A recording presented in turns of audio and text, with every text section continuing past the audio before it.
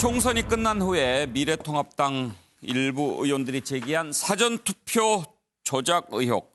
같은 당 내에서조차 아직도 정신 못 차리고 있다 이런 비판이 나오는데 왜 이러는 걸까요? 어제 통합당 의원총회가 있었는데 이번 총선에서 낙선한 민경욱 의원이 그런 의혹을 또 제기했습니다. 인천 연수울의 사전투표가 관내 득표 비율과 같더라 이런 얘기했고 박성중 의원도 실증적 구체적인 수치 제시하면서 사실이면 부정선거다 이런 얘기를 했습니다.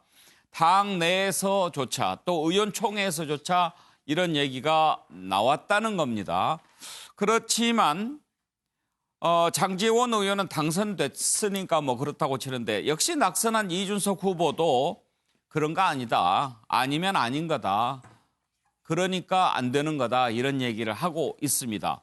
그런데도 이런 얘기가 계속 나오는 것 도대체 왜 그러는 걸까요? 한번 패널들 의견 들어보겠습니다. 녹취 들어보죠. 네, 민경욱 의원께서 이번 선거 왠지 뭔가 이상하다라고 해서 구체적으로 좀 말씀을 드린 점이 좀 있었고 그런 설명이 있었고.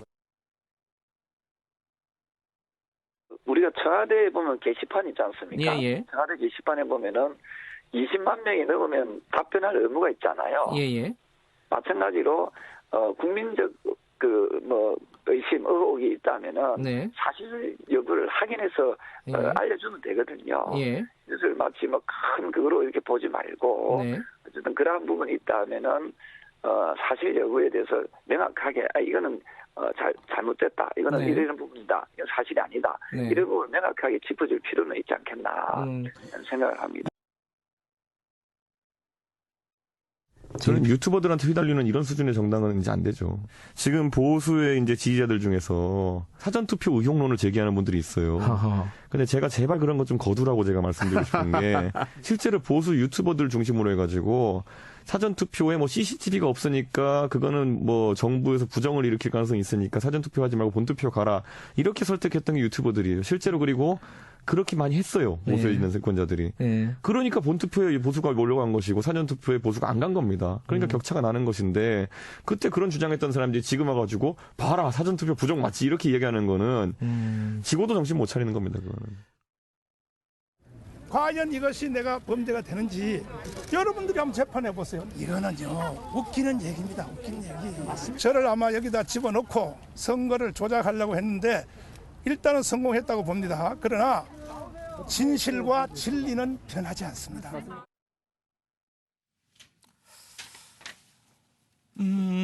자, 정광훈 목사 얘기는 뭐 그렇다 치고 장성철 상 당 내에서 의원들이 저런 의혹을 제기하는 근거는 뭡니까? 왜 그러는 겁니까? 그거는요, 각 투표율을 비교해보면 너무 예. 비슷하다는 거예요. 그러니까 관내.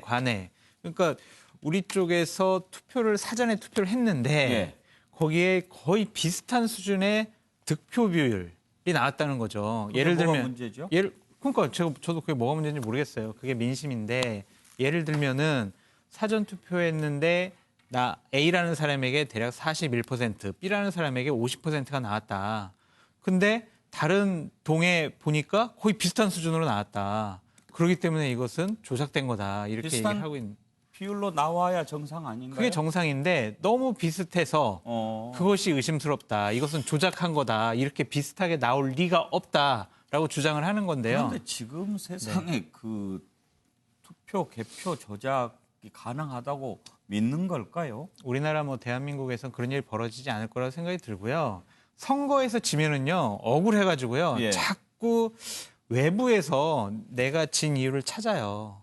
그렇기 때문에 민경욱 의원 같은 경우에는 삼자 구도다. 그다음에 여론조사상 내가 한 번도 진 적이 없다. 그런데 내가 왜 졌냐? 결국에는 이거는 여론 조작이 아니라 이것은 결국에는 사전투표가 조작이 돼가지고 부정선거 의혹이 있는 거다. 이런 식으로 얘기를 하고 있는 건데요. 저것은 너무 한가한 얘기기도 하고 민심과 어긋난 얘기입니다. 외부에서 진 이유를 찾지 말고 내 탓이다. 내가 잘못해서 졌다. 우리 미래통합당이 잘못해서 졌다.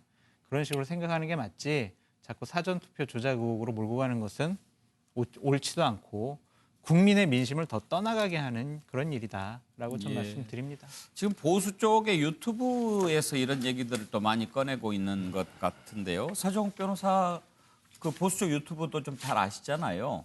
어떻게 생각하세요? 저도 이제 그 유튜브를 유심히 관심 있게 예. 뭔가 이게 근거가 있는 거 다 봤는데요. 예. 아무런 게 근거가 없어요.